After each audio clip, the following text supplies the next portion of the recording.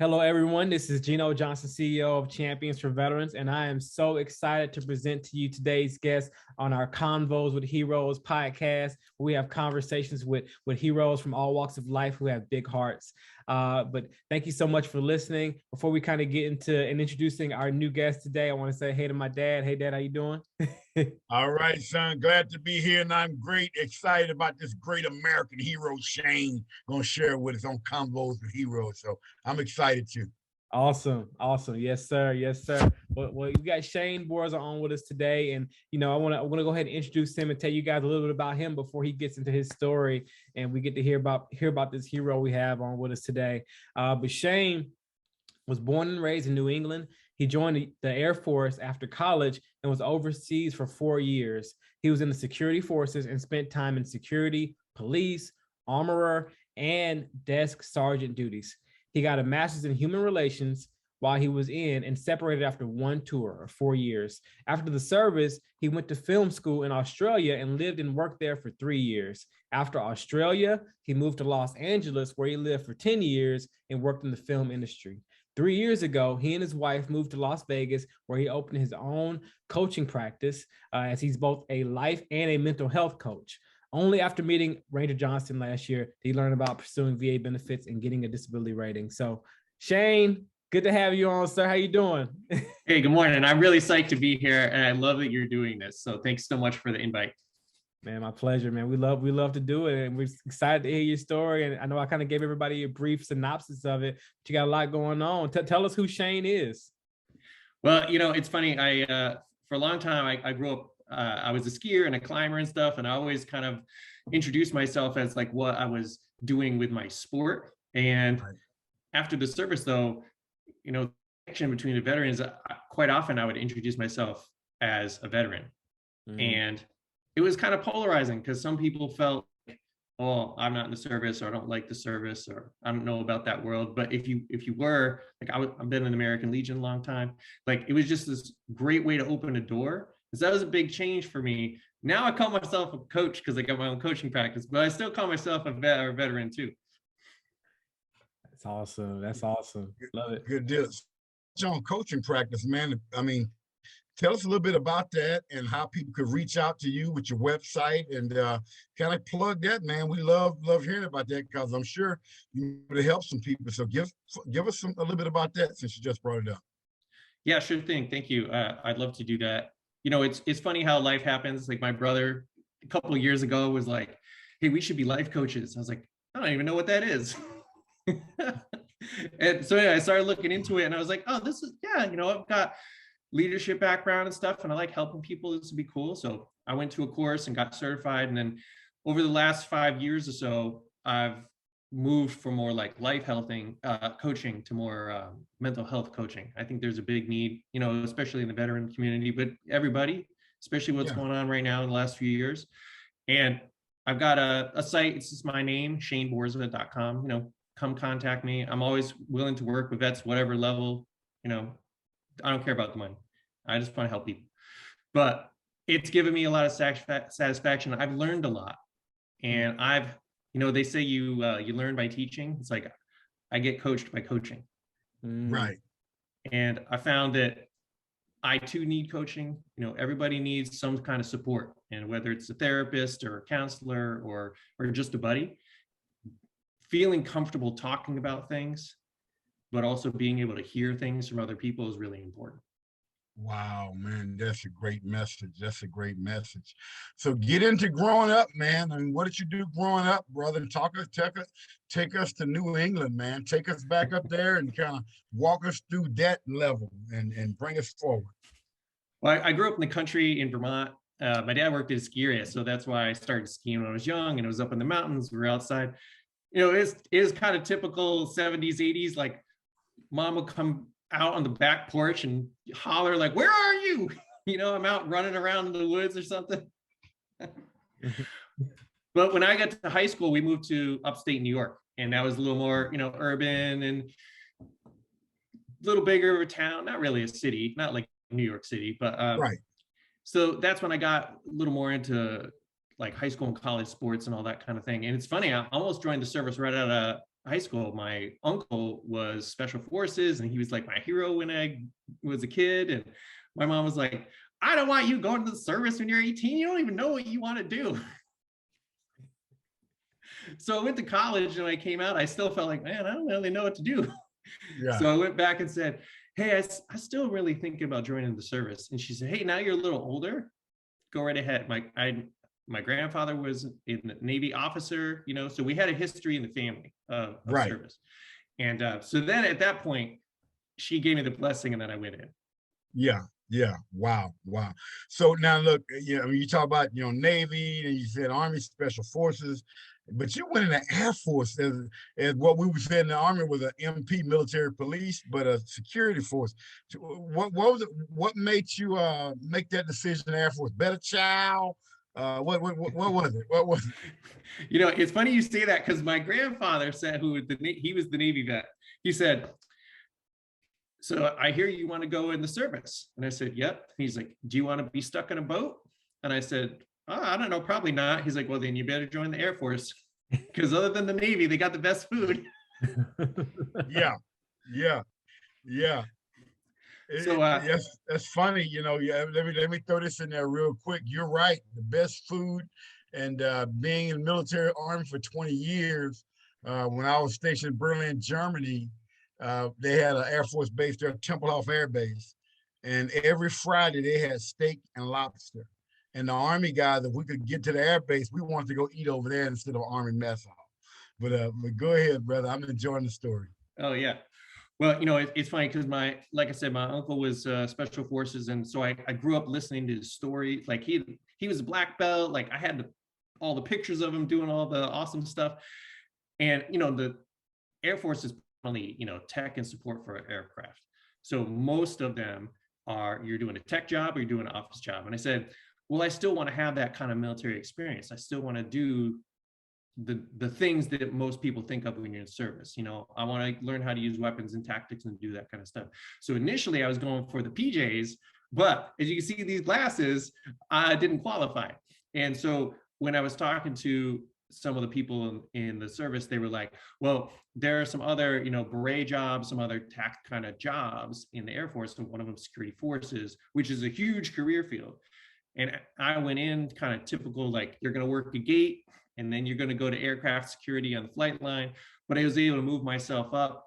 So I got a cop car, did that for a while, then became an armorer. And then at the end, I was the desk sergeant. So I basically ran the police flight. So it's basically like the guy on the radio telling everybody where to go, responding to incidents and learning how to write all the reports up. And that was what grew me for like sergeant duties. But all that happened because I was in that security forces and was able to move around and have a lot of different jobs, but all of them be like in the field, so to speak, and not behind a desk. Yeah. So did you have a mentor or something that kind of guided you in doing that while you were in, or, you know, because I know in my life where I tell people all the time, I don't believe you make it to the top by yourself. All this quote, I read so much, but I hear so much garbage. Self-made millionaire, self-made this. That is to me, that's the biggest garbage statement ever. I don't know anybody that's self-made. And I know if I'm listening to Shane now, I don't think you say you were self-made. So who can you name? You don't have to name them by name, but give some of the leaders, man, maybe in your life. You talked about your grandfather and your mom. Give some other people maybe in the military that gave you some kind of guidance to help you get to where you are today. No, I totally agree with you. And I didn't even have to think about it. So I had 2 duty stations. It's funny, I was on an island for 4 years. So I was in the Azores, which is in the Atlantic, 2 years. And then my follow-on station was Guam in the Pacific for 2 years. So I was basically on this, you know, little base on a little island in the middle of the big ocean. And so it didn't give us a lot of space to get in trouble, which is always a good thing. But the first duty station is Sergeant Randall. He'd been in almost 20 years. He built himself all the way up and got knocked all the way down and built himself all the way back up and down again. Like a little bit of a troublemaker, but he knew everything about everything. He'd done basically like the military equivalent of SWAT, like everything about security forces, police tactics, everything. Wow. Big, strong guy, super smart, like he just was my sergeant when I got there. And really, talk about mentoring. He helped me get into the further education that I was doing. He grew me. So he put me in for, we call it senior airman below the zone. So you get promoted, you get 3 stripes early. All that happened because of his leadership. And that's what enabled me to my follow-up station for them to say, oh, you already have patrol car experience. You already have this, we already have that. We're going to fast track you into armor and desk sergeant. Most people, Wow. it takes them their second cycle before that stuff happens, but it all happened because he saw something in me and he taught me how to fast track. Wow. Wow. Good deal. Good deal. got That's one. You said you had another one? I'm sorry, sir. Yeah, go ahead, jump in, Gino. No, I was gonna kind of backtrack a little bit. You know, being a civilian, not really knowing much about, okay, what does it mean to be in the security forces or kind of to be in that level of position within the service? What would you normally see in a position like that? Anything you want to share? And just how does it compare to being, you know, regular police officer in the civilian world? Good question. Yeah, that is a good question. So real quick to go back to Ranger Johnson. So when I got to Guam, I had another sergeant, we called him JP. So he really took me under his wing when I got to Guam. And that was how I was able to navigate into like being the desk sergeant, for instance. You know, I think sometimes we don't see ourselves in certain ways. And he was like, no, man, he's like, you could do that. He's like, you know, you could go in, you know, we had 4 flights, you know, we worked 12 rotating shifts. So you had a day crew and a night crew, and you had the day crew, night crew that were on, and you had the day crew, night crew who are off. And that's it. So I was only one of 4 desk sergeants on that entire base. Wow. And if it wasn't for JP kind of showing me like, no, you can get up to that level, I don't think I would have had that position. And it's demanding, you know, be in any kind of sergeant position. But so I was really happy to have both those sergeants in my life. They were very, very helpful.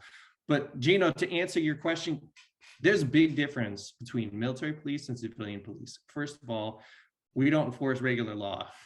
We enforce the UCMJ, and that only works on base, especially when you're overseas. You know, explain I know what UCMJ means, but make that civilian proof from. Oh, okay. Yes. Good note. It's the Uniform Code of Military Justice. And essentially, those are the laws for any military member anywhere in the world, but they don't apply to civilians. And so, you know, you have regular police here. They can kind of follow people wherever they go. Military police were kind of like, well, we can't go off base really, because that's not our jurisdiction. So if we had someone like leave the base that we were after for whatever reason, we then have to call like the local police. Hey, so-and-so just left the base. We need you to get them. So a lot of the things too that regular police deal with in the civilian world and in the larger world, we're not really dealing with so much. Most of the on-base stuff is security related. You know, so you start off working the gate usually, you know, checking entry in and out of the base. Are they supposed to even come on base or not? You know, do we turn them around? You know, are we going to close the gates and not let someone out? Are we going to do flight line security? You know, ensuring that all the paperwork's right, we have all the information, you know, we're securing the aircraft when the crew leaves, that type of stuff. And then once you go through that for a while, so it's usually gates first. So, you know, they'll kind of joke with people and be like, oh, you're new, you can go rot in the gate for a while. Stand there. You can't screw too much stuff up if you're just standing at a gate. And then you get a little experience and you go to the flight line. You know, aircraft are expensive. You know, you got to be careful. You got to make sure your T's are crossed and your I's are dotted. Then after that, then you graduate to patrol. And that's where you usually get a police car. And that's a little more like normal cop duties. You know, officers' kids get in trouble, whatever, graffiti, fights the on-base bar, you know, whatever, that kind of stuff. Responding, reports, sometimes arresting people, you know, prisoner transport, things like that. And then the higher level above that is armor, desk sergeant, you know, or being a flight chief, things like that. So a little bit of background. Hopefully that made some sense. It does. That's helpful. Thank you for sharing that. It's great information. Yeah. I know while we're having these conversations, oftentimes I have to understand too, my son was not in the military, and a lot of people that will look at these podcasts and listen to them won't know what UCMJ means. And we use I know as veterans, we use a lot of acronyms and assume, you said something about flights. I wasn't in the Air Force, so I don't know what a flight is. I figure it's, so many people in this flight, so many people in that flight. You said 4 of them, but I just kind of figured that out while you were talking about it. But there was one thing you used. I said, okay, what does that mean? I know the company, platoon, battalion, brigade, division. That's Army talk, right? So yeah. So now you're in. Now you're in. Now you're getting ready to make that decision to get out. And here's my question, Shane, because man, we use the term fast tracker. You're on a fast track, and had you stayed in the Air Force, it sounds like to me you could have done anything you wanted to do in the Air Force. You went to college. You went to OCS. You could have done a lot of different things.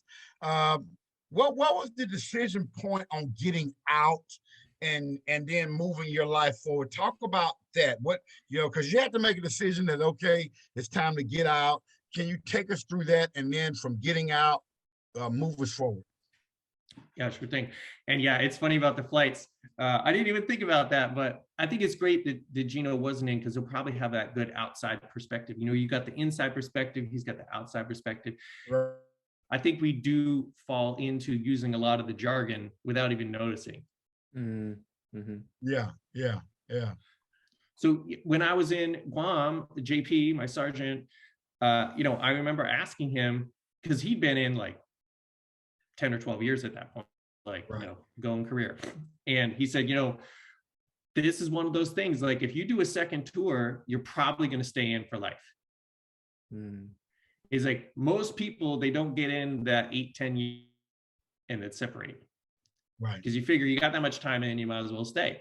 And he's like, it sounds crazy, but after your first tour, now I'm thinking about it. Most people, when they join, they do 4 years or 6 years. So for those who don't know, those are kind of your standard tours. And right. Then you have the option to re-enlist and do another 4 or 6 years, or you end your contract and you separate. And so at the kind of 3 or so year mark, they start prepping you, what do you want to do? And even though it was only another 4 years, it wasn't until JP said that I was like, oh yeah, it's really, am I going to stay in and retire or not? And I never thought about that before. And again, that's where that mentoring is important. Because I think what happens sometimes is people think of it as like 4 years at a time and 4 years at a time, which is similar. I think maybe some civilians have, you do 4 years of high school, and then it's, what are you going to do? And then you do 4 years of college, and it's like, well, then what do you do? So that was a really big mind shift. And that was the first time I kind of felt like, well, I never really planned on staying in my life. I kind of wanted to come in and have the experience and be a part of this and feel like I was of service. That was really important to me. Mm-hmm. And he goes, you could probably do well if you stayed in. He goes, but you just got a degree. He's like, unless you feel a burning desire to stay in, you might have done all you needed to do. So I thought about that for a while. And again, that perspective on, are you really staying into retirement, or are you not going to stay in as a lifer? That's what really helped me make that decision. And I said, I think my 4 years is enough, and I'm going to go see what I can do with this degree I just got. You know what? This is a fascinating conversation for me, because I joined at 17 with the idea of doing 20 years. I mean, the day I joined, before I joined, I knew I was going to do 20. And you're right. I've never thought about it just like you're explaining it. So for me, it was never are you going to re-enlist? It was, I'm doing 20 years day one, because I remember going to the MEP station, and getting recruited. And, I was in Texarkana, Texas, and Shreveport, Louisiana. I'm from East Texas. And hey, you do 20 years in, when you retire, you get a check. I said, wait a minute. Well, hold on a minute. I'm 17 now. I wasn't good at math, but I knew add 20 to 17 is 37. And I said, hold on a minute. At the age of 37, I can get a check right then for the rest of my life. He said, oh yeah. Now, he didn't tell me, you get shot, killed, all the other stuff in between, he left out. But it's amazing we're having this conversation, because I did not realize Yeah, I was programmed before I even signed the paperwork and raised my right hand that I was doing 20 years, because that one thing that the recruiter sold me, I hook, line, and sinker and went, I'm going in there and I'm not getting out to 20. And that's exactly what I did. And what you're saying is there was a different perspective in one of your mentors, and it made you think differently. That's incredible. And I think, again, that just shows the power of, if you fall in with the right people, they help you Oh, so yeah. much. Oh yeah, yeah. I mean, I always say, I look at some of the mentors I had, and I know them, man. From Sergeant Higgs to Dudley Carson and different people that guided me. I became an Army drill sergeant because, one of my mentors, Sergeant Higgs from Tennessee, he talked like this. He said, "I'm just a redneck from Tennessee," and he said, "Come here, son," as he called him. "Come here, son, sit down." I said, "Well, Sergeant Higgs, I want to go be a Ranger and a Green Beret." He says in his Tennessee voice, "No, I'm not, And he said, "Well, you don't understand. Becoming a drill sergeant will teach you how to organize training, put programs together, and teach. And you can take that skill set anywhere in the military." And you know what, Shane, I often think that mentor, that one guy, Sergeant Claude Higgs, I wouldn't be talking to you today had he not done that, because I learned how to put programs together, how to write programs, and that's how we really started this. Started Champions for Veterans and teaching vets how to get their VA benefits, because I learned the skills that I'm doing now at the age of 21, and I'll be 60 this year. So it's important, like you said, you can even reach back now and get that. Man, talk about your coaching business. Talk about, like getting, because it's a big move from, high school, college, military, then just believing. And by the way, I got to get this before I forget about it. Your setup is great. We got the beret going on. We got the Air Force stuff going on. I thought I had some Hollywood stuff in my background. When you came on today with the beret, I said, this man is killing the game. I mean, I had to get that in there. You're killing the game, brother. But listen, talk about, man, just making that jump to even believing you had value and you can teach somebody. Talk about that. I think part of that comes from that jump when I was in Guam and became the desk sergeant, because all of a sudden, it's like any other organization, well, especially the military, it's top down, and there's definitely a hierarchy. But when you get that third stripe and you start getting like, oh, I'm in charge of whatever, the 60 people who are on duty right now, and I have to organize and orchestrate everything. And they're all relying on me. I'm the person who kind of tells them what to do, or if someone tries to do, like, no, you're not going to do that. You're going to do this because. And getting that experience is what showed me like, oh, I had, like you said, I learned all these skills young. And then, but it's like you have them in your pocket. You could carry them around with you. It doesn't matter where you go, what you do, you have them. Right. And going into, I had a corporate job for like 10 years. I became a manager. I was like, okay, I got a team of 25 people. Like, compared to when I was in Guam, I had 65 people. This is easy. But it's because I learned it then, and if you can learn how to speak, but also to listen well. And like you said, you can organize training and all of that. Once you learn how to organize, you know how to organize. It doesn't matter if you're organizing the dishes or you're organizing a bunch of people, but you just have to learn those concepts, and then you can apply them in anything. So one of the things that was really interesting to me, like 5 years ago when I started my coaching practice, at first you're terrified. You're like, I've never done this before. And then you think about it, you're like, well, I've never done this. I've done stuff like this. I've done other things that are challenging and other things that are hard. When we were, I was transitioning from, not to take this a dark turn, but I was transitioning from the Azores. You have I forget what they call it, but when you're in between bases, you can take leave on route, basically. Yeah. Like, oh, you leave this base and you get the next one in 2 days or 2 weeks. We don't really care. You just got to get there. So if you want to go home in the middle, go ahead. So I went home to upstate New York.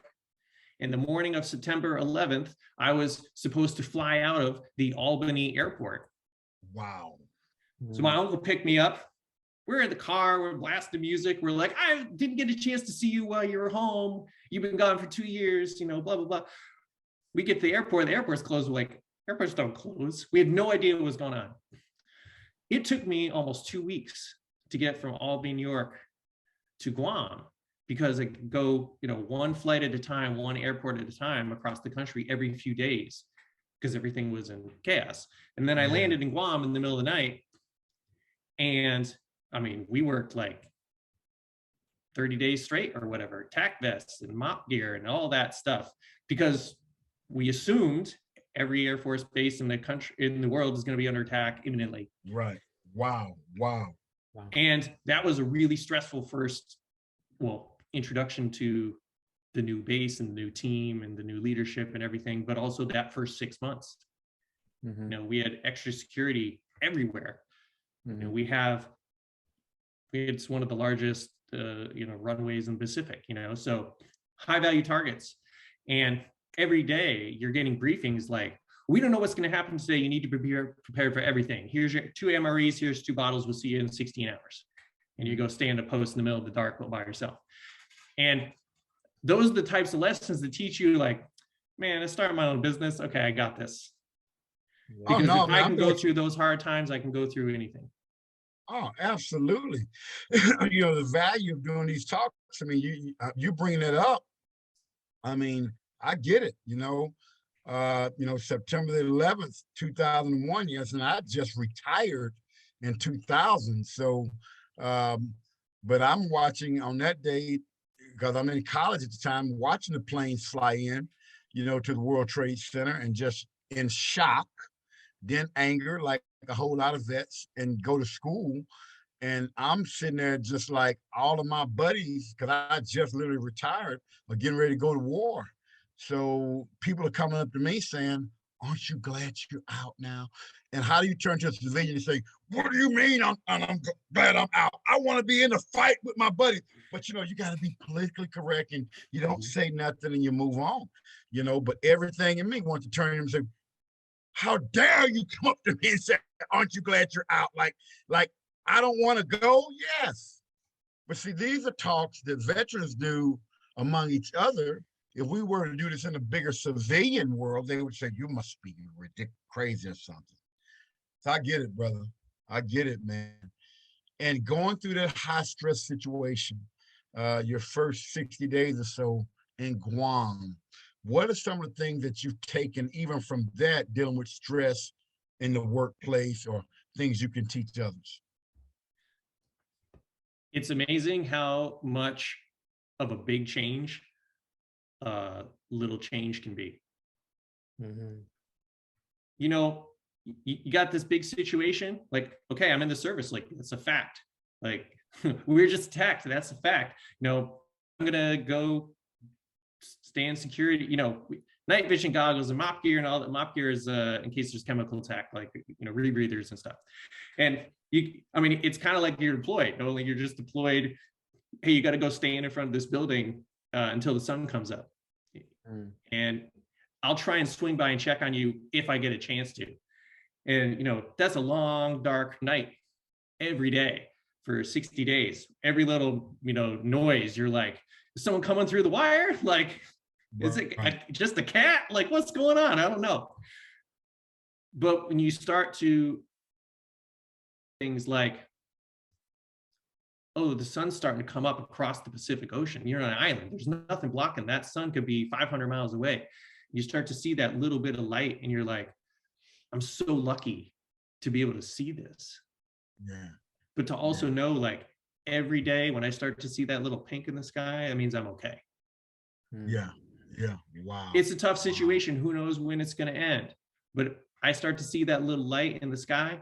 Yeah. Yeah. That's enough. Yeah. And can you concentrate on those little things? Can you find those little pleasures? Can you take that little breath and say, like, it's okay? Come so on, I always Shane. ask people, try and Come on, concentrate on Shane. that. You're preaching, brother. Come on, Shane. Okay. I I was trying to hold it in, man, and you kept going.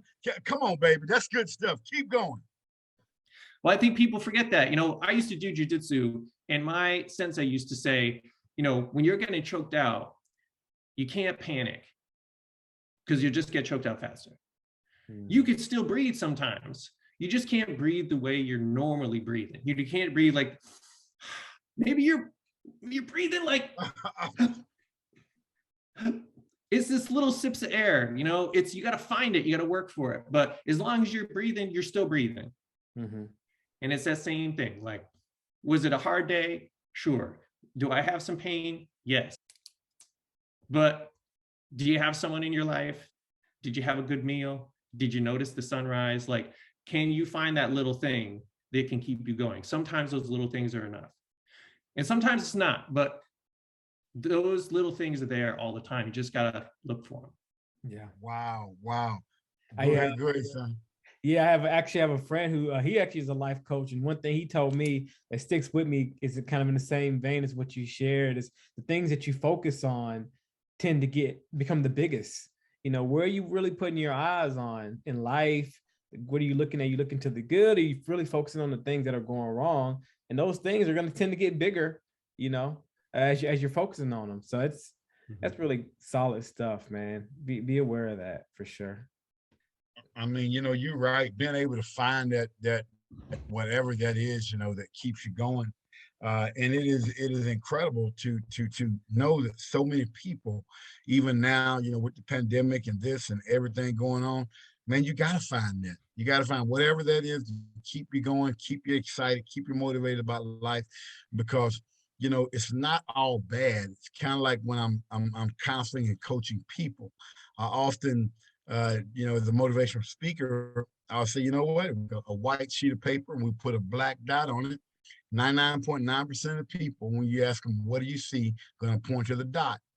But you know what? What about all the rest of the stuff? What about the 99.9% of paperwork with no blemish, no mark? The majority of people always go to what's bad in life. What about all the good? It's kind of like, you know, Shane, like when I was in the Army, I can remember, and, you know, I tell people all the time, you got, you know, everybody in the military's got a law degree. It just depends on listening to them, you know, if you're going to listen to them.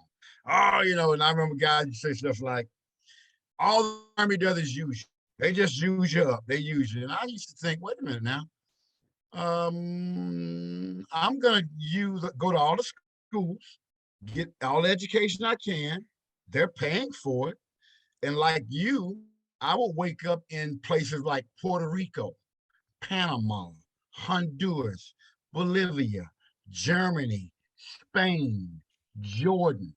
And I would say to myself, how was a country boy from East Mayweather, place of a population of 112, and I didn't grow up in the town. I grew up 5 miles outside of town. It was 112 people large. How was a guy like me from my background ever going to be walking the streets of La Paz, Bolivia? Okay, it probably wasn't going to happen unless I struck it rich. And so I did not look at the military. It's how I chose to look at it. I chose to look at the Army as an incredible opportunity, and I still do. Yeah, you know, whether that, you know, like I tell people when I'm talking to them, I've been in corporate America since I've been out for about 2 years with a major company. I only worked a job been retired, you know, 21 years. I had to work a company with 2 years in corporate America. No thanks. Anyway, but what I would say is this: there's good and bad in everything, but it's how you see it. So take us through just that mindset, you know, ability, because I can tell, man, you've had to work this thing and build yourself up to that point, not only where you believe that, where you can teach that. So talk about, you know, some of the people you've helped, and please, I know not going to give a name out, and I don't expect you to because of what you do, but maybe you had somebody start out one way, and then working with them, you know, you saw a change in them and they ended up doing some great things. Just give us a couple of those stories if you don't mind.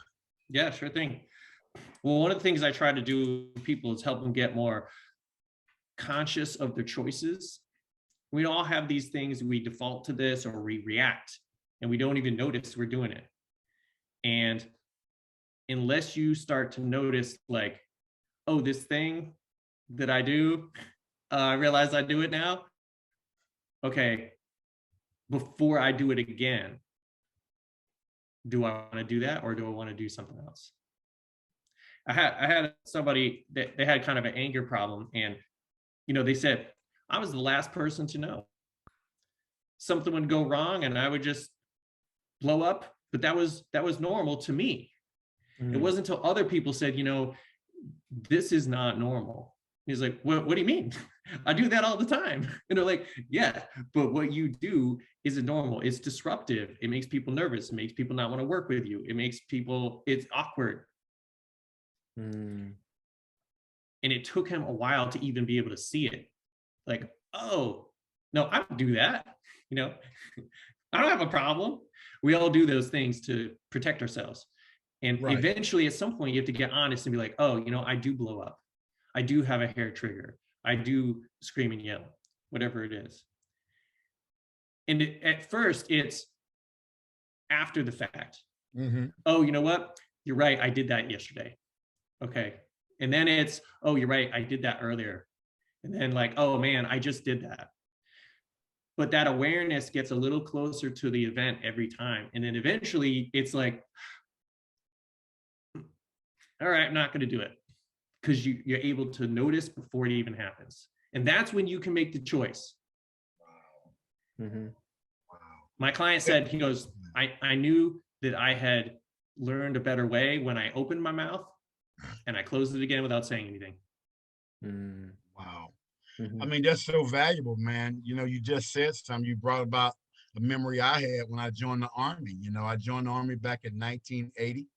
And in three weeks in a row, I got in 3 different fights with 3 different people. So my first sergeant called me in. It was, senior enlisted guy of the company. And first sergeant James B. Sloan was his name. That's a great name. James B. Sloan. I'll never forget him. And first sergeant Sloan called me and said, Private Johnson, you did 3 fights in 3 separate weeks. Now, I'm not a good math guy, but he said something. He said, now, what's the common denominator? 3 different fights with 3 different people. I said, me first, sergeant. He said, you're right. And if I catch you in my office again for fighting, I'm going to kick your blank, blank, blank, blank, blank, blank, blank, blank self out the Army, and you going back to blank, blank, blank, Texas. So watch this. It's what you just taught. The next time we went to the field, the next week, a guy gets in my face. Oh my God, I still remember it, Shane. He got in my face and I balled my fist up. And when I balled my fist up to hit this man, First Sergeant Sloan was in my head. Private Johnson, you about to kick yourself out the Army if you hit this man. And I don't know if anybody is listening to this podcast or watching can understand this. Out of that room with tears in my eyes and walked outside. I still want to hit him. That was almost 40 years ago, right? But I was able to control that because of what a coach, First Sergeant Sloan, had put in my head. And when I felt that trigger about to happen, and I had my fist balled up, I went, hold on, don't do that. Right. And that's valuable what you're teaching, brother. I can tell you right now. Wow.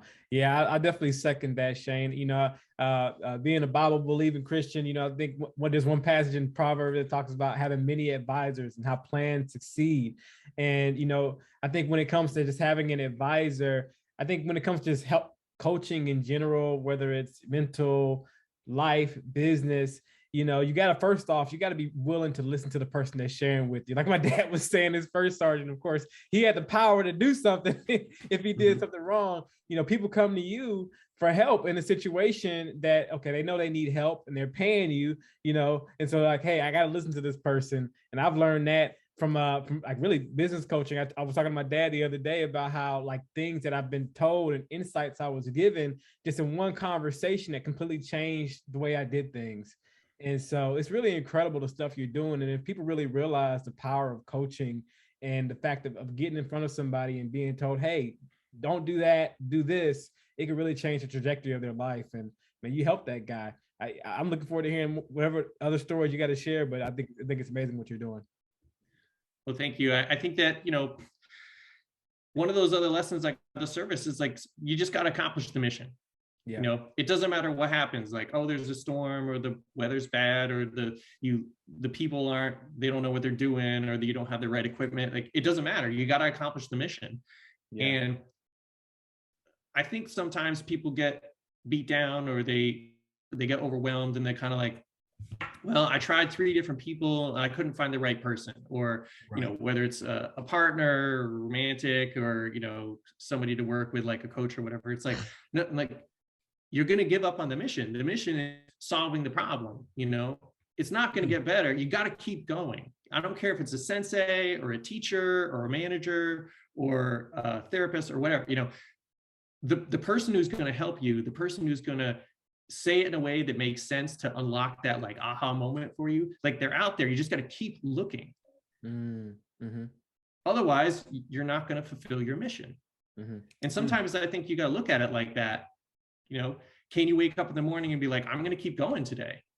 Mm-hmm. Mm-hmm. Maybe at night you want to give up. We all get tired and worn out. You know, that's fine. But can you have that spirit so that the next morning you're like, okay, last night I wanted to give up, not this morning. Yeah. Oh my God. Preach, Shane. Oh my God, man, I'm about to jump out of my seat, brother. Because see, you in my world right now talking about accomplishing the mission, solving the problem. And the great thing about it, I know we're getting ready to wrap up, is this is what we talk about, the military mindset, and guys in the military have. You know, it's not like you go to work and you can say, well, I'm out here on guard duty in the rain and the snow. I think I'll just go in and quit. Oh, you want to try that at a security police, at a base, when they're depending on you to stand there and stop people from coming in and killing everybody else? And what do you say? Oh, I'm sorry, Sergeant. I got cold. I went in and took a nap. Oh, yeah, the enemy just walked in and blew everybody up. You took a nap. And this is the mindset, I believe, why civilian companies want to hire military people to do different things, because our mindset is different. I'm here till the last dog dies. If my, you know, I ain't going nowhere. Well, I know, yeah, your leg is blown off. Okay, but I'm sorry, I can still fight. Wrap it up, put me back in the fight. Because that's Shane's mindset. Man, I got to stop. You done got me juiced up, brother. I'm telling you, this is good stuff. Man. I can do one last thing if I can real quick. Sure. I like trying to figure out how to teach the lesson in a story. You know, when I was in college, one of my professors said, they'll forget what they learned, but they'll remember the story. You know, and also, like, can you condense it down? So military mindset, growth mindset, all those things, you know, people will remember that. So one of the things I like to try to have people think about is, do you have an investment mindset or not? You know, Ranger Johnson told that story about wanting to fight that guy after he'd been in a bunch of fights. He had an investment mindset.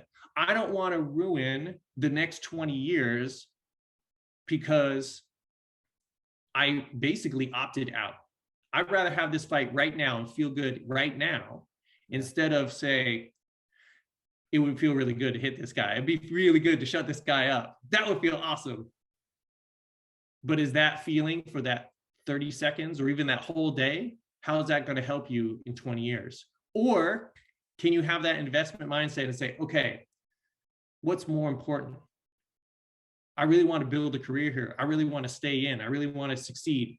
So I'm going to sacrifice in the short term so that I can have this long-term growth, this long-term investment in myself, in my future. Where will I be 20 years from now if I don't hit this guy, if I don't get in another fight, if I don't get thrown out? It's real. It tastes real good and it feels real good to eat ice cream instead on the couch. That's an immediate feedback. Oh man, this is so tasty. Oh, this couch is so comfy. This is awesome. How are you going to feel 30 days from now? What if instead you said, I'm going to go to the gym for an hour? Invest in the self you want to be.